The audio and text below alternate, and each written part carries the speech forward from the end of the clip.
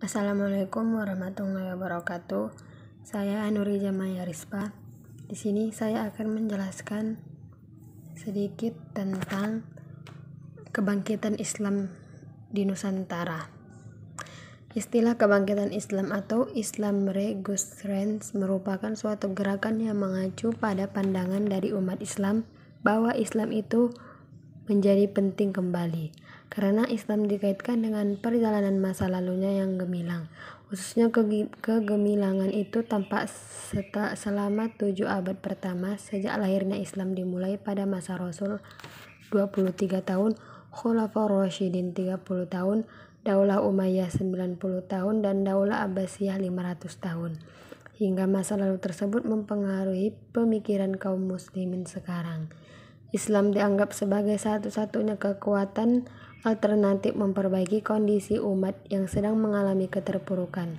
Keterpurukan umat Islam selama kurun 7 abad kedua sejak runtuhnya Daulah Abbasiyah abad ke-13 hingga datangnya kolonialisme Barat ke negara-negara Muslim sampai abad 20 Masehi. Beberapa faktor mengapa begitu penting Islam harus bangkit dari keterpurukan adalah: yang pertama, faktor eksternal, yaitu datangnya kolonialisme dunia barat seperti Portugis, Belanda, Spanyol, Amerika, Perancis, Inggris, dan lainnya ke negeri-negeri muslim untuk monopoli, eksploitasi kekayaan alam, dan menaklukkan wilayah sebagaimana tergambar dalam semboyan Gospel, Gold, dan Glory. Yang kedua, faktor internal, munculnya paham taklid pada pendapat ulama, praktik tarekat yang banyak mengultuskan wali, syekh atau mursyid, berkembang faham Islam sinkretis, khurafat, tahayul, dan praktik bid'ah, meninggalkan kajian-kajian yang mengandung unsur filsafat dan berpikir kritis.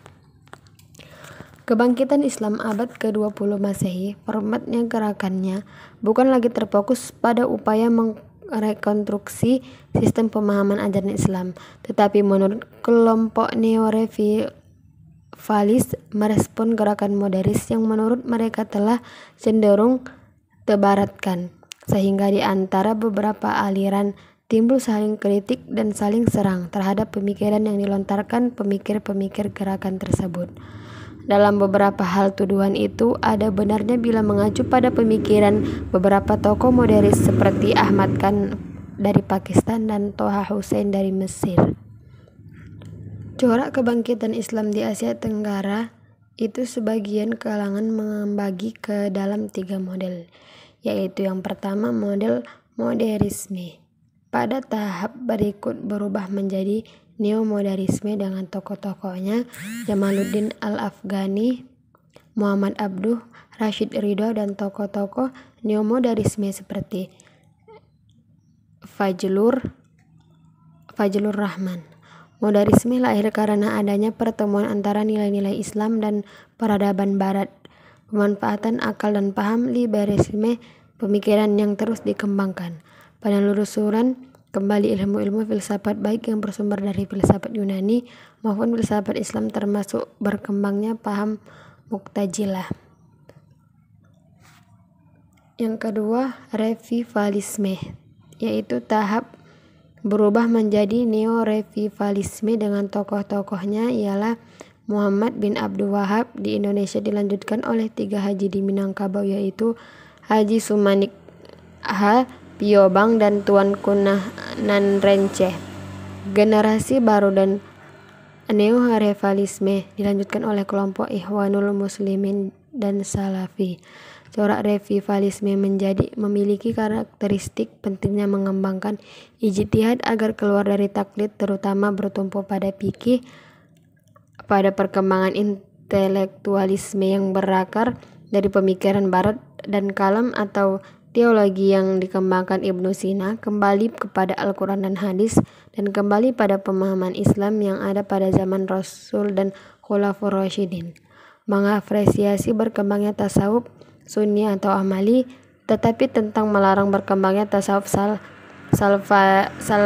falsafi dan syiah atau tasawuf Ibnu Abari. Yang ketiga, tradisionalisme. Pada tahap ini berubah menjadi neo-tradisionalisme dengan tokoh-tokohnya seperti Syed Muhammad Naqvi dan Al-Attas.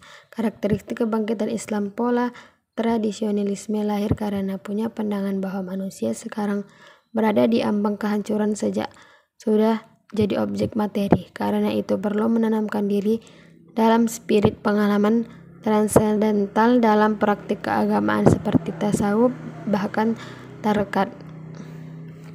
Masa kebangkitan Islam di Indonesia pada awal abad ke-20 Masehi ditandai dengan lahirnya ormas-ormas Islam yang dapat dikategorikan tradisionalisme dan modernisme, yaitu organisasi kelompok tradisional adalah Nahdlatul Ulama pada tahun 1926, PRT pada tahun 1928, Al-Wasliyah pada tahun 1930.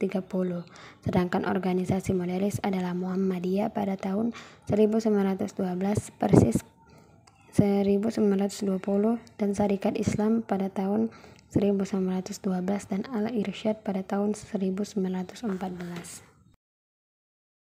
Sekian penjelasan dari saya. Assalamualaikum warahmatullahi wabarakatuh.